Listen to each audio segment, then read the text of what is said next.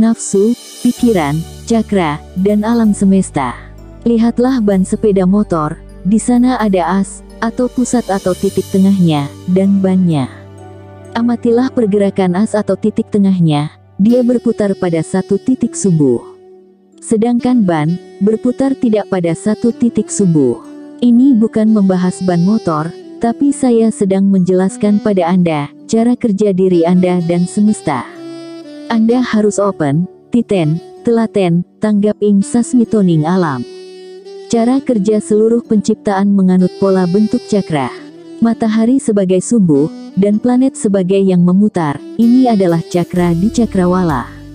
Cakrawala adalah pergerakan sistem cakra pada galaksi. Sel Anda, terdiri dari inti sel sebagai sumbu, dan titik luar yang mengelilingi sumbu, ini adalah sistem cakra pada tubuh. Amatilah Ka'bah dan orang tawaf. Ka'bah adalah sumbunya dan orang tawaf adalah titik luar yang mengelilingi, ini adalah pola cakra dalam bentuk ritual. Lihatlah senjata Dewa Wisnu, itu adalah cakra Sudarsana, itu adalah pola cakra dalam bentuk senjata. Lihatlah tarian Sufi, Whirling Darwish, kaki kiri sebagai tuas atau sumbu, dan kaki kanan sebagai yang berputar, itu adalah pose gerakan cakra dalam bentuk tarian. Diri Anda, juga adalah cakra, di mana ada sebuah pusat diri sebagai sumbu, dan permukaan diri sebagai yang membungkusnya. Sumbu atau tuas atau pusat diri, bersifat diam, atau berputar dalam satu titik pusat, sedangkan permukaan diri, berputar datang dan pergi. Permukaan diri itu seperti ban, dia berputar silih berganti, dari senang, sedih, marah, kecewa, cemburu, dendam, iri, sombong, percaya diri, semangat, ambisi dan lain-lain. Permukaan diri ini setiap saat berganti-ganti, seperti ban yang selalu berputar.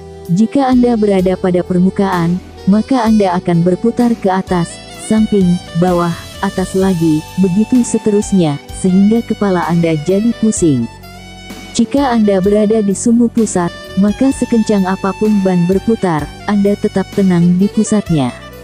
Sama seperti saat Anda jatuh ke laut, jika Anda terombang-ambingkan ombak, maka Anda akan pusing. Cara bisa lepas dari ombak adalah dengan menyelam ke dasar laut, karena ombak hanya ada di permukaan, di dasar laut, tidak ada ombak, adanya hanya ketenangan dan keheningan. Meskipun tampak luar diri Anda sangat marah, atau sangat senang, di pusat diri, Anda tetap hening, itulah manfaatnya terpusat pada pusat diri. Oleh karena itu, Map of Consciousness, atau peta kesadaran David R. Hawkins pernah saya kritisi. Menurut saya, itu bukan peta kesadaran, tapi lebih tepatnya bagan level emosi, dari emosi bawah, sampai atas, dan itu artinya, kajiannya pada ban luar, atau pada permukaan diri, atau diri palsu, bukan peta kesadaran.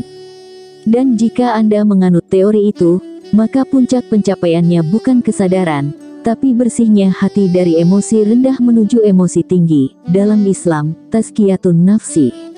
Maka menjadi nafsul mutmainah, nafsu yang tenang, tapi ini belum keilahian. Wahai nafsu yang tenang, kemarilah kepada Tuhanmu. Sudah tenang, sudah damai, tapi masih berupa nafsu, masih berupa permukaan luar diri. Permukaan yang tidak mengombak inilah, yang menghantarkan menuju Tuhan, atau menuju pusat diri. Emosi ibarat seperti ombak yang bergerak karena bantuan angin, sama pula dengan pikiran dan emosi, yang hidup karena bantuan nafas. Sehingga, jika ingin ombak tiada, hentikanlah angin, atau, jika ingin emosi hening dan diam, aturlah nafasmu, supaya pelan, rileks, dan halus. Setelah emosi terdiam dan hening, maka barulah pusat diri tampak. Pusat diri bukanlah ombak yang telah reda, tapi dia adalah dasar samudera. Itulah perumpamaannya.